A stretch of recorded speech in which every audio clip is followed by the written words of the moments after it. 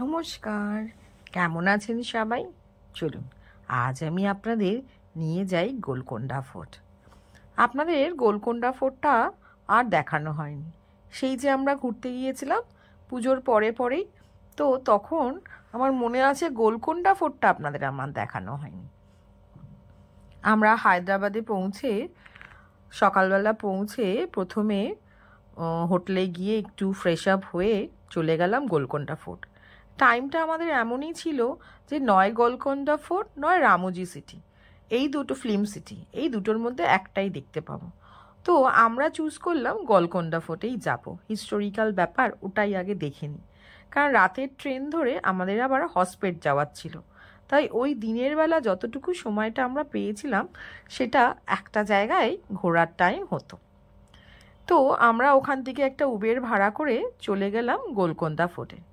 গোলকোন্ডা ফোর্টে ঢোকার সময় কিন্তু প্রচুর সিকিউরিটি চেক, এমনকি আপনি ওখানে কোনো মোবাইলে ফটো ঠিক করে তুলতে পারবেন না, ক্যামেরা নিয়ে গেলে ওদের দেখিয়ে নিতে হবে।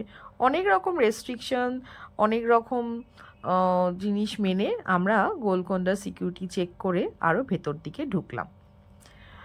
ভেতরে ঢোকার জন্য আমাদের টিকিট কাটতে হতো। তো আপনাদের দাদা আর আমার মেয়ে এগিয়েই গেল। আমরা যে সময়টা গেছিলাম সেই সময়টা বেশ গরম ছিল, পুজোর ঠিক পরে পরেই তো বেশ গরম। তো গোলকোন্ডা ফোর্ট থেকে সেদিন আমরা টিকিটটা কেটে ঢুকছিলাম ভেতরে।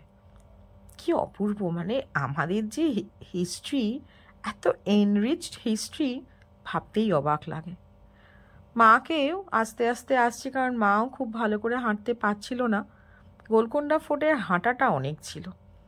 তো এই ভেতরে গেট দিয়ে ঢুকে এইখানটা নাকি আগেকার দিনে এখানে ক্ল্যাপিং করলে দূর দূর থেকে নাকি সবাই জানতে পারতো এই ইকো হয়ে যে কেউ আসছে।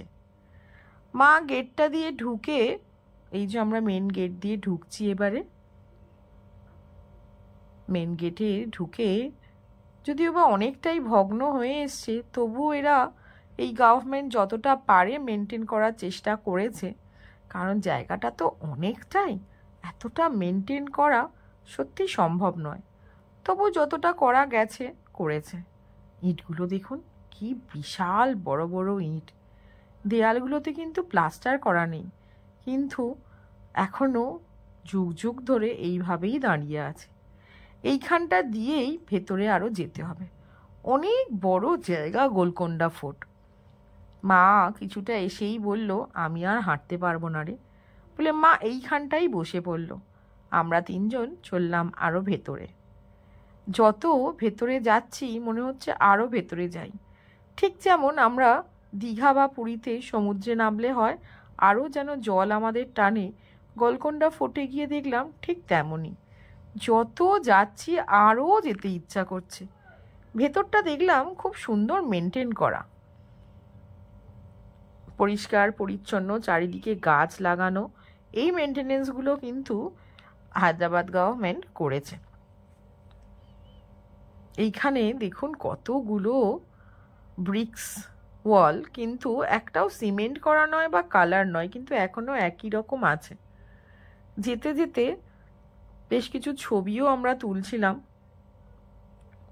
অনেকটা পথ, বেশ রোদ উঠেছিল, বেশ রোদ উঠেছে। দেখতে দেখতে কি সুন্দর বাউন্ডারি করে দিয়েছে।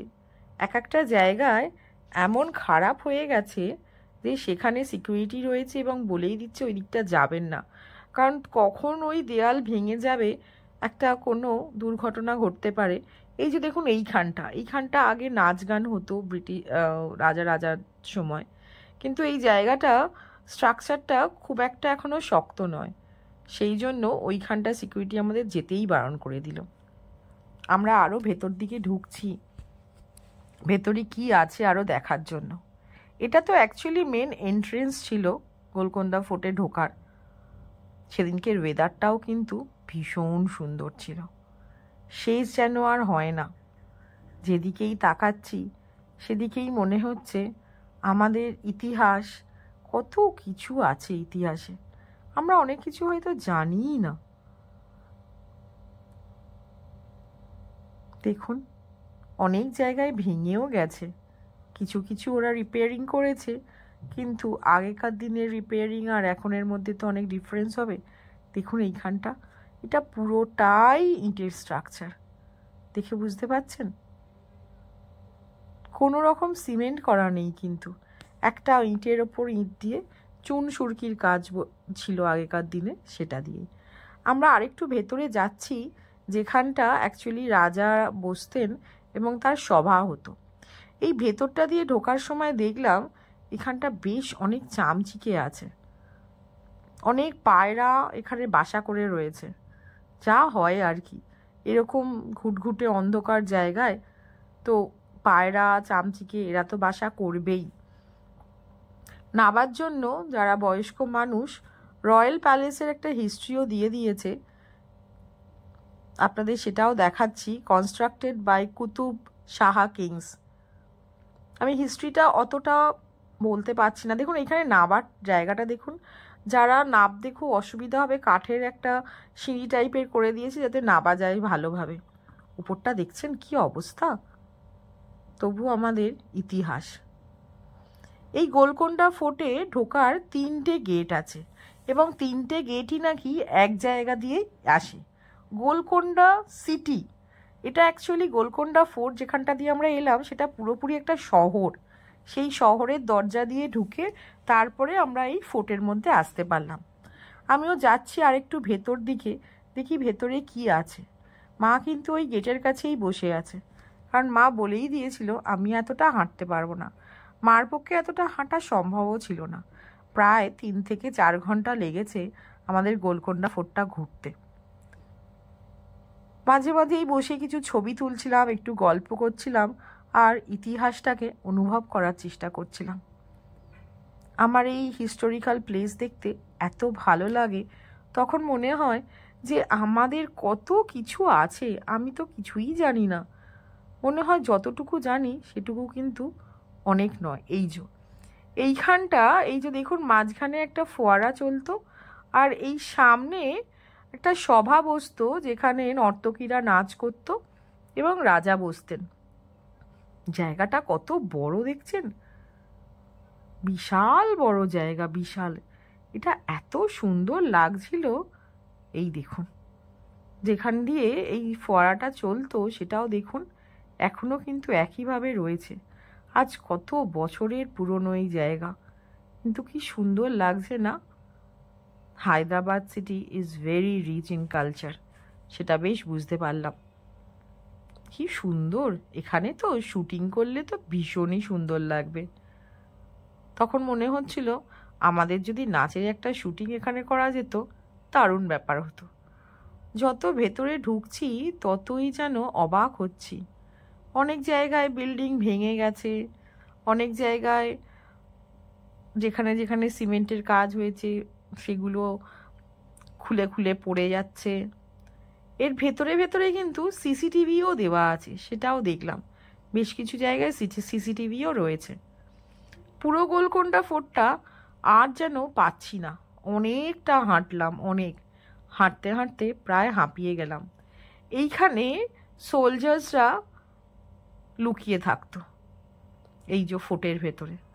ওরা কেউ এলে, দূর থেকে কেউ এলে, ওই যে বললাম ঢোকার সময় তালির আওয়াজ, হাততালি দিলেই সব ইকো হয়ে বোঝা যেত কেউ ঢুকেছে। এইভাবেই আগেকার দিনে একে অপরকে জানতে পারতো তারা ঢুকছে ফোর্টের মধ্যে। শত্রুর থেকে তারা সবসময় সজাগ হয়ে থাকতো। বেশ অনেকটাই ঢুকে এসেছি, আর ইচ্ছা করছে না, কারণ যা দেখলাম যতটা যাব ততটা এই একই জিনিস ফোর্টের আছে। কারণ আমাদের ঠিক টাইমে তো আবার বাড়ি না, হোটেল ফেরার ছিল, আবার ফ্রেশ আপ হয়ে আবার রাত 9টার সময় ট্রেন ছিল হায়দ্রাবাদ থেকে হসপেট যাওয়ার। হসপেট মানে উদুপি এবং হাম্পি যাওয়ার জন্য।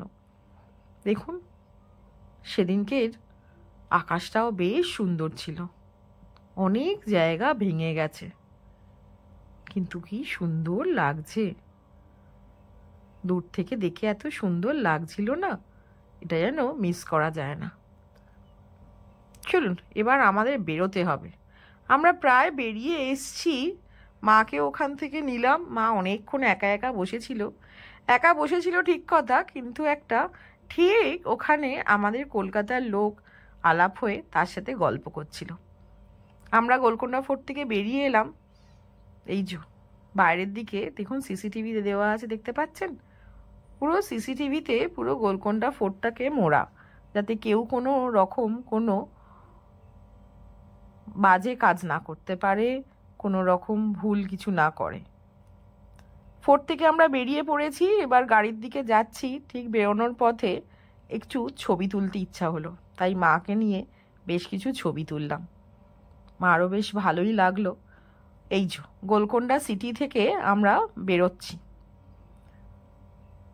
দেখুন এই জায়গাটা পুরোটাই কিন্তু গোলকোন্ডা সিটি, তার মধ্যেই ওই গোলকোন্ডা ফোর্ট। আপনারা দেখে বুঝতেই পাচ্ছেন, প্রথমেই বললাম গোলকোন্ডা ফোর্টে ঢোকার 3টে এন্ট্রেন্স আছে। যে দিক দিয়েই যান আপনি এক জায়গাতে গিয়েই পৌঁছাবেন। এই যে এই গেটটা দিয়ে আমরা বেরোচ্ছি। চলুন আবার দেখা হবে আবার কিছু নতুন ব্লগ নিয়ে। আপনারা সবাই ততক্ষণ ভালো থাকবেন, সুস্থ থাকবেন, আনন্দে থাকবেন। তাহলে আজ আমি এখানেই রাখি, আবার দেখা হবে আবার কিছু নতুন জিনিস নিয়ে।